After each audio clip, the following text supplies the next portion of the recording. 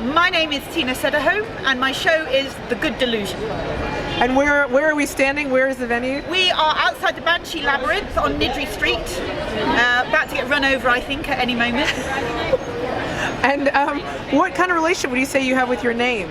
With my name? Yeah. I quite like my name. I have, my surname is Swedish, Sederholm. And it's a little bit of a bone of contention in our family because it wasn't my father's true name, it's his stepfather's name. So we sort of lost touch with what our actual roots are.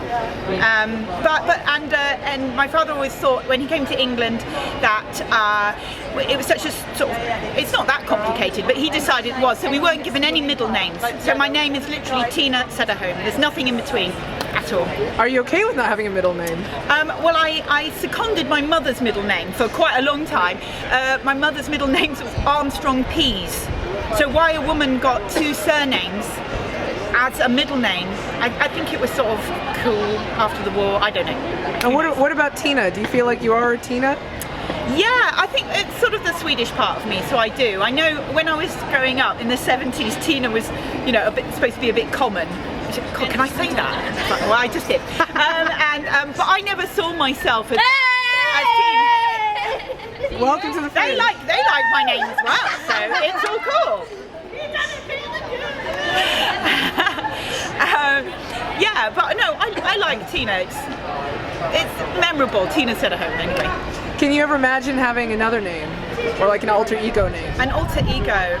I do have, I'm called Nursey and Trixie by a particular friend of mine because of certain situations I rescued him from.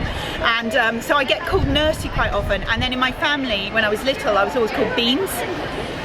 Tin of beans because I had a lot of energy, and so there are still people, I'm 47 now, but there are still people I meet who'll call me Beans, and it freaks my husband out because he has no idea who they're talking to.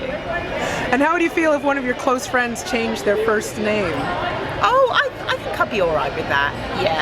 Yeah. Because a name is just a collection of letters, isn't it? If you keep asking, who am I? I'm Tina Sederholm. No, I'm not. This is a label I have on me. And something much more beyond that. So I think it's actually a lovely, interesting thing to do, to sort of break up any cage we might have put ourselves in because of the name we have. And what about the name of your show? How did you come to naming it? Oh, well, this is quite exciting actually, because the show's inspired by a Mary Oliver poem called The Wild Geese. And the first line of that poem is, you do not have to be good. And so for a long time the show was called You Do Not Have to Be Good. And I was very attached to that name. And then I got some feedback from Mr. Steve Larkin, which was, if a reviewer comes and sees that and they don't like it, they'll say, you do not have to be good. And she was right, it wasn't. So I started to lose faith in the name a bit. But I was going to hang on because Steve Larkin is not right about everything. But then I did have this nagging feeling inside me that although it's a very iconic poem, this, You Do Not Have to Be Good was not the title of the poem, it was a line in the poem. Maybe it wasn't quite right. It was all right, it was sufficient, but not really doing it. So, and I'm really paranoid about titles, so I'm crap at them. And so what I did, I got a big art book and I just started writing down every phrase I could think of together that went together with good. You know, are you good enough? What if you didn't have to be good? How to survive not being good? I mean, pages and pages and pages. And I can't even quite remember how I tripped over into The Good Delusion. But I wrote that and I remember stopping and going, oh, that's it.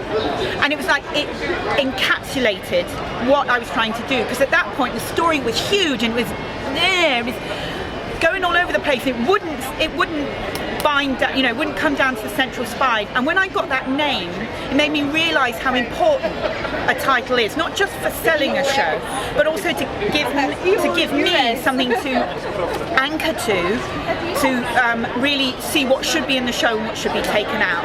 So I think the fact I changed the name actually changed the show an awful lot. But it also told me what the show was about, which was having any concept, whether it's God or goodness or rules, as putting it as superior to you and as something you obey is always going to limit you. And that was the central idea I started out from. So I kind of got back there like that. And finally, can you give me a question to me as to why I changed my name that I will play in the show and answer in the show? Oh, right. Why you changed your name? Well, I'm actually, it's not quite why, but I wanted to ask you, when you changed your name, what parts of you got left behind? That's a very good question that I will answer in my show. Thank you, Tina Sederholm.